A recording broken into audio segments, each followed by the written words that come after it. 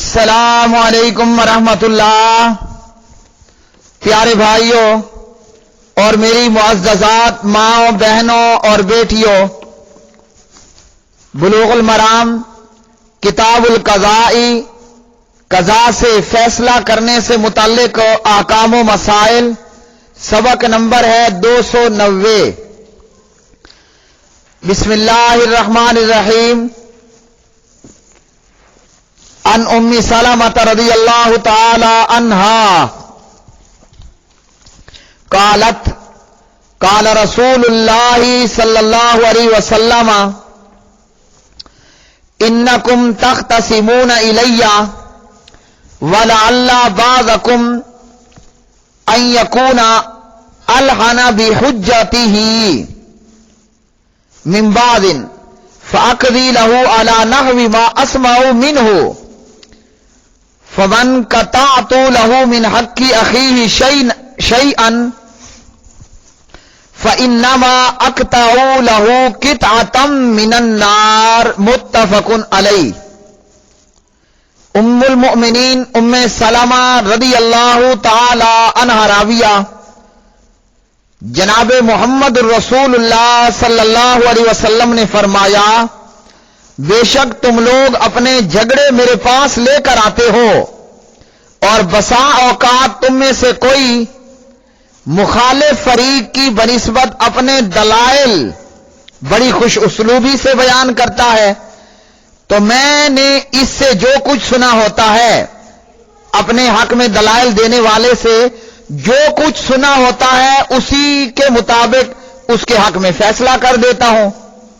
چنانچہ میں جسے اس کے بھائی کے حق میں سے کوئی چیز دوں تو میں سراسر اسے آگ کا ٹکڑا دے رہا ہوں۔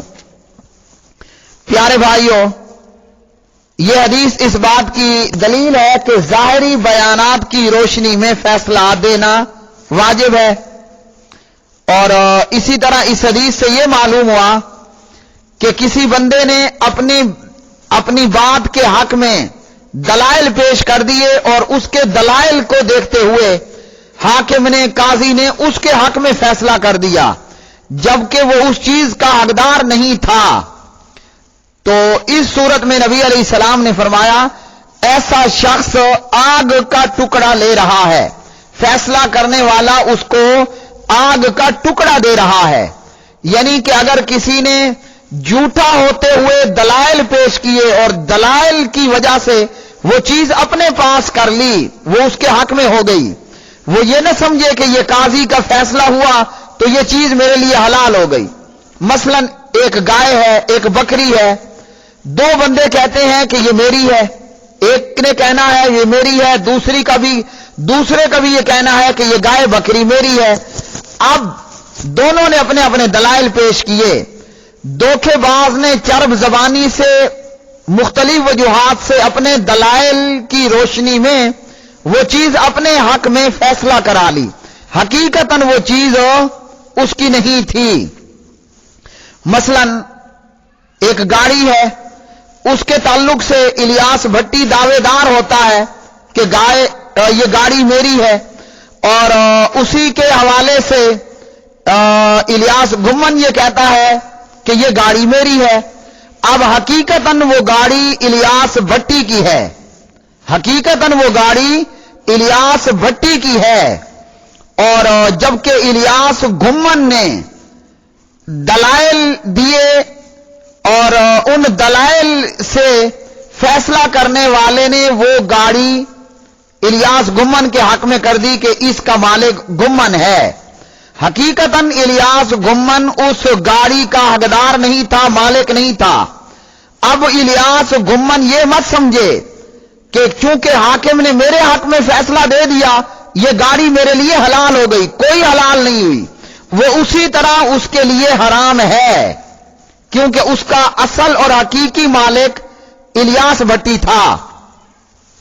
یہی بات نبی علیہ الصلوۃ والسلام نے اس حدیث میں بتائی کہ فیصلہ کروانے کے لیے میرے پاس آتے ہو، اور میں جس نے اپنے دلائل پیش کیے اور دلائل کی روح سے میں فیصلہ اس کے حق میں کر دیتا ہوں، تو فرمایا کہ اگر وہ اس چیز کا حقدار نہیں تھا جسے اس کے بھائی کے حق میں سے کوئی چیز دوں، وہ اس کا حقدار نہیں ہے، لیکن وہ چیز اس نے دلائل پیش کر کے لے لی، فیصلہ اپنے متعلق کروا لیا، فرمایا میں اسے آگ کا ٹکڑا دے رہا ہوں۔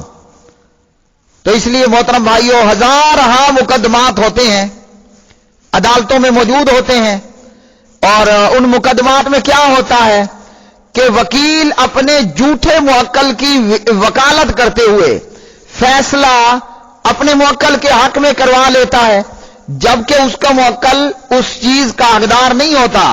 اب وہ یہاں بغلے نہ بجائے کہ واہ واہ میں تو مالک بن گیا، یہ آگ کا ٹکڑا لے رہا ہے، اور یہ بربادی کب پتہ چلے گی؟ جب کھڈے میں جائے گا، جب قبر میں جائے گا، قیامت میں اٹھے گا، پھر اس کو پتہ چلے گا کہ دنیا میں تو میرے وکیل نے یا میں نے دلائل دے کر اپنے ہاتھ میں چیز کر لی، آج اس کا وبال بھگتنا پڑے گا۔ تو اس لیے ہمیں اللہ کا خوف کرتے رہنا چاہیے، فقط اس بات پر خوش نہ ہو جایا کریں کہ جج نے فیصلہ ہمارے حق میں دے دیا، اور کئی ایسے مقدمات ہوتے ہیں کہ جن میں وکیل اپنی چرب زبانی سے اپنے موکل کے حق میں فیصلہ کروا لیتے ہیں، جبکہ ان کا موکل در حقیقت اس چیز کا مالک اور حقدار نہیں ہوتا، اور حقدار بندہ سچا ہونے کے باوجود بھی محروم رہ جاتا ہے۔ اگلی حدیث، عن جابر رضی اللہ تعالی عنہ قال سمعت رسول اللہ صلی اللہ علیہ وسلم یقول کیف تقدس امت لا یؤخذ من شدیدہم لضعیفہم، رواہ ابن حبان وله شاہد من حدیث بریدہ عند البزار وآخر من حدیث ابی سعید عند ابن ماجہ۔ حضرت جابر رضی اللہ تعالی عنہ راوی ہیں، کہتے ہیں میں نے نبی علیہ السلام کو فرماتے سنا، وہ امت کیسے پاک ہوگی، وہ امت کیسے پاک ہو سکتی ہے جس میں طاقتور سے کمزور کا حق نہ لیا جائے۔ اس حدیث سے معلوم ہوا کہ چاہیے یہ کہ مظلوم کی مدد کی جائے، کمزور کی مدد کی جائے، اور طاقتور سے اس کا حق اسے لے کر دیا جائے، وگرنہ وہ امت کیسے پاک ہو سکتی ہے جس میں طاقتور سے کمزور کا حق نہ لیا جا سکے۔ اور ہمارے ہاں پتہ کیا ہوتا ہے، یہاں یہ ہوتا ہے کمزور کو، مظلوم کو کہا جاتا ہے میاں صبر کرو صبر کرو صبر کرو، اور ظالم کو کچھ نہیں کہا جاتا، کیوں کہ وہ طاقتور ہے۔ حق تو یہ ہے کہ کمزور کا اور مظلوم کا ساتھ دیا جائے، مگر یہاں گاڑی والے کا، بنگلے والے کا، سردار کا، چودھری کا ساتھ تو دیا جاتا ہے، اور مظلوم اور کمزور کو درس دے رہے ہوتے ہیں آپ صبر کر لیں، آپ کو بڑا اجر ملے گا، صبر کر لیں۔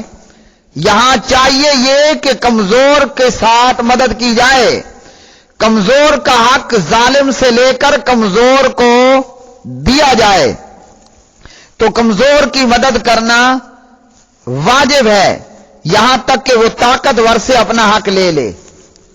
اگلی حدیث، ان عائشہ رضی اللہ تعالی عنہا قالت سمعت رسول اللہ صلی اللہ علیہ وسلم یقول یدعا بالقاضی العادل یوم القیامت فیلقى من شدت الحساب ما یتمنى انه لم یقضی بین اثنین فی عمره، رواہ ابن حبان واخرجہ البیہقی ولفظہ فی تمرۃ۔ سید عائشہ رضی اللہ تعالی عنہا راویہ ہیں، نبی علیہ السلام سے عائشہ نے سنا آپ صلی اللہ علیہ وسلم فرما رہے تھے قیامت کے روز انصاف کرنے والے قاضی کو حساب کے لیے بلایا جائے گا، آؤ حساب دو، اور وہ اپنے حساب کی شدت کو محسوس کر کے آرزو کرے گا کہ کاش میں نے اپنی زندگی میں دو بندوں کے درمیان ایک بھی فیصلہ نہ کیا ہوتا، یہ کون سا قاضی ہے پیارے بھائیوں؟ انصاف کرنے والے قاضی، انصاف کرنے والا قاضی۔ اور بیکی کے الفاظ ہیں، وہ یہ آرزو کرے گا کہ ایک کھجور کا بھی فیصلہ نہ کیا ہوتا۔ تو کیا معلوم ہوا قاضی بننا، حاکم بننا، جج بننا کتنا بڑا بھاری کام ہے۔ اور آج ہم میں سے بے وقوفوں کی ایک لمبی لائن لگی ہوتی ہے جو مختلف چیزوں میں عہدہ حاصل کرنے کی کوشش میں ہوتے ہیں۔ یہی وجہ ہے کہ ائمہ دین رحمہم اللہ، صحابہ کرام رضوان اللہ علیہم مجمعین عہدہ لینے سے بھاگتے تھے۔ کسی کو کہا جاتا نا کہ آؤ میاں تمہیں قاضی بناتے ہیں، وہ گھر میں چھپ کر دروازے بند کر لیتا۔ اور ہم عہدہ لینے کے لیے عہدے کے پیچھے بھاگتے ہیں۔ صحابہ سلف الصالحین میں لوگوں کو عہدہ دینے کے لیے ان کے پیچھے بھاگا جاتا تھا، لوگ گھروں میں چھپ جاتے، دروازے بند کر لیتے۔ اور آج عہدہ لینے کے لیے لائنیں لگی ہوئی ہیں، جس کو دیکھو وہ سردار، چودھری، قاضی، جج بننے کے لیے تیار ہے۔ اس لیے تاریخ میں یہ کہا جاتا ہے، بیان کیا جاتا ہے کہ جناب نعمان بن ثابت امام ابو حنیفہ رحمۃ اللہ علیہ، ان کو قاضی اور جسٹس اور جج بننے کے لیے کہا گیا۔ جیل جانا تو گوارا کر لیا، قید خانہ تو گوارا کر لیا، مگر قاضی بننا گوارا نہ کیا۔ اور ہمارے ہاں کیا صورتحال ہے؟ ہم قاضی بننے کے لیے، جج بننے کے لیے جیل جانا گوارا کر لیتے ہیں، مر جائیں گے مگر ہمیں عہدہ چاہیے۔ تو یہ انصاف، وہ قاضی جو انصاف کرنے والا ہے، وہ قیامت کے دن شدت حساب کو محسوس کرتے ہوئے کہے گا کاش میں قاضی بنا ہی نہ ہوتا۔ تو جو ظالم قاضی ہوگا، اللہ کے بندوں سوچا اس کا کیا حشر ہوگا۔ وہ قاضی جو انصاف کرنے والا ہے، وہ قیامت کے دن شدت حساب کو محسوس کرتے ہوئے کہے گا کاش میں قاضی بنا ہی نہ ہوتا۔ تو جو ظالم قاضی ہوگا، اللہ کے بندوں سوچا اس کا کیا حشر ہوگا۔ وہ تو برباد ہوا، وہ تو ہلاک ہو گیا۔ جیسے پیچھے حدیث پڑھی، وہ تو گیا جہنم میں۔ اگلی حدیث، ان ابی بکرۃ رضی اللہ تعالی عنہ ان النبی صلی اللہ علیہ وسلم قال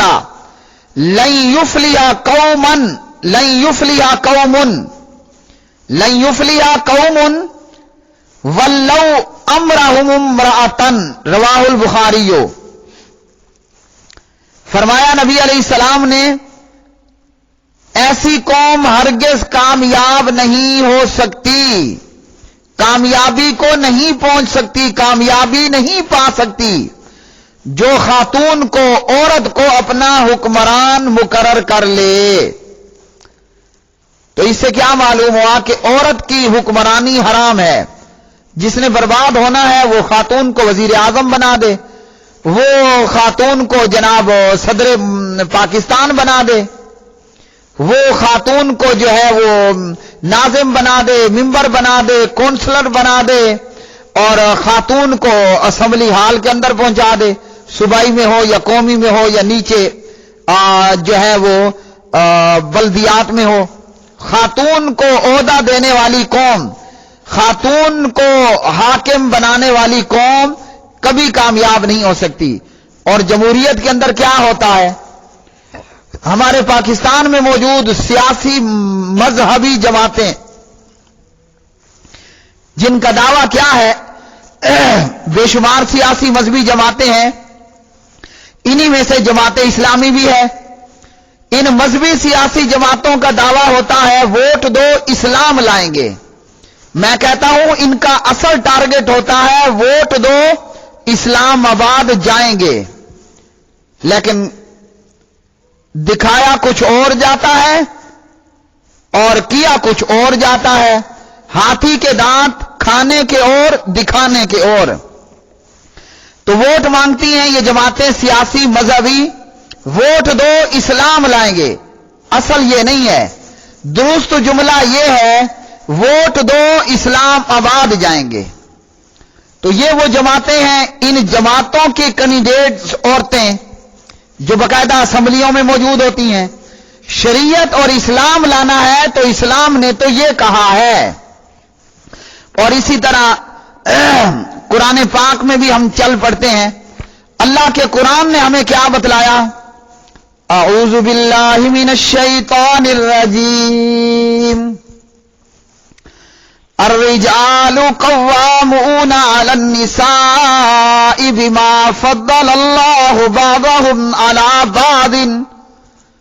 بعضهم على بعض وبما انفقوا من اموالهم.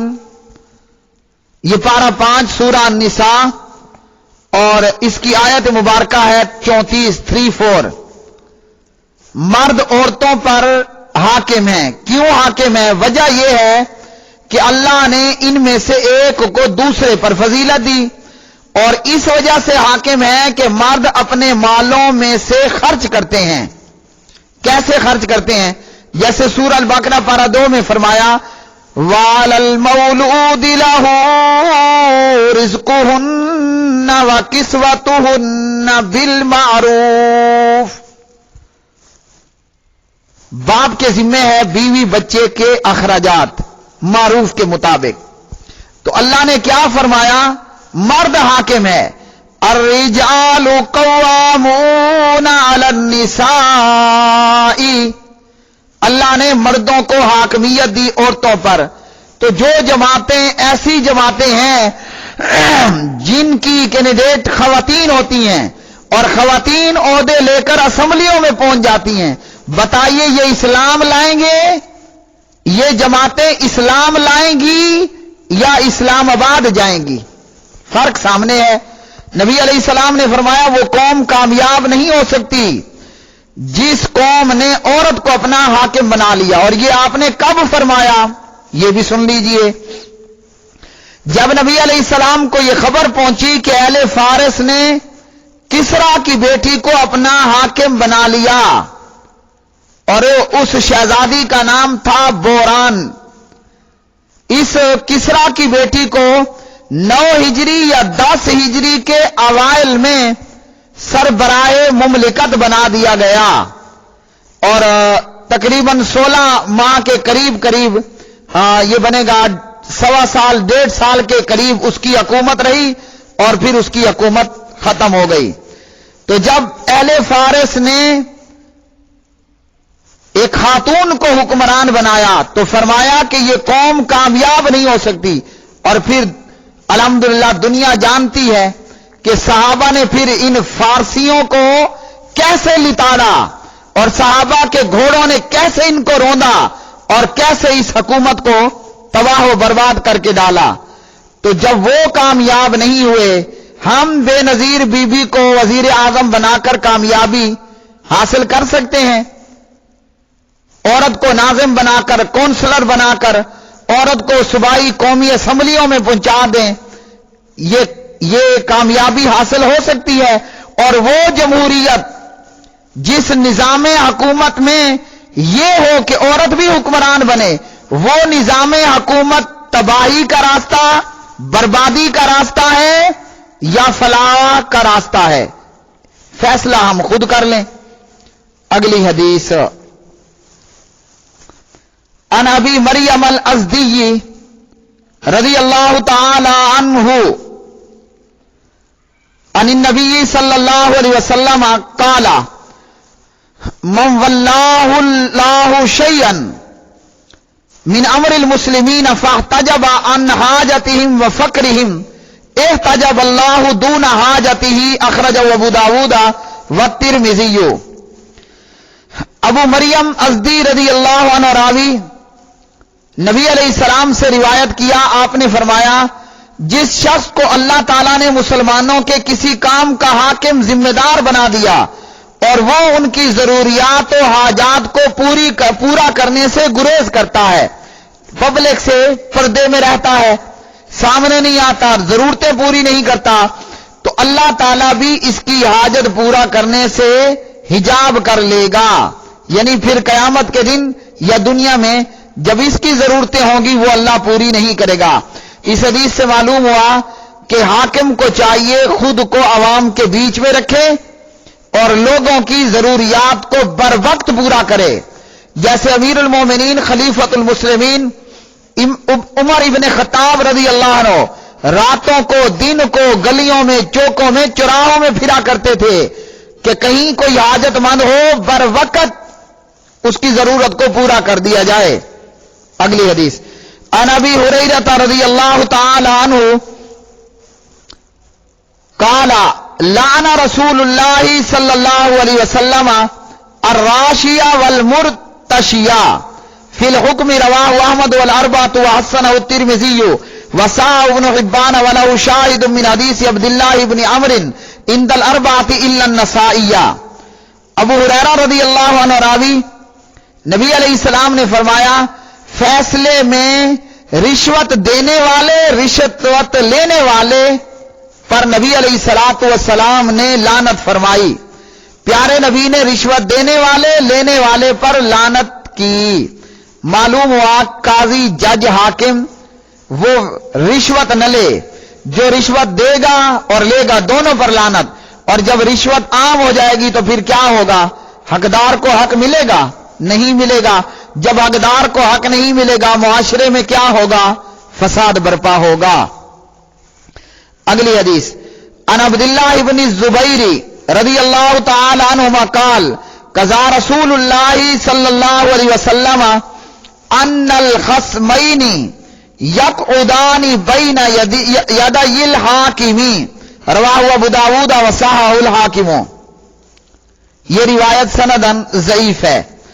عبداللہ بن زبیر رضی اللہ عنہ راوی،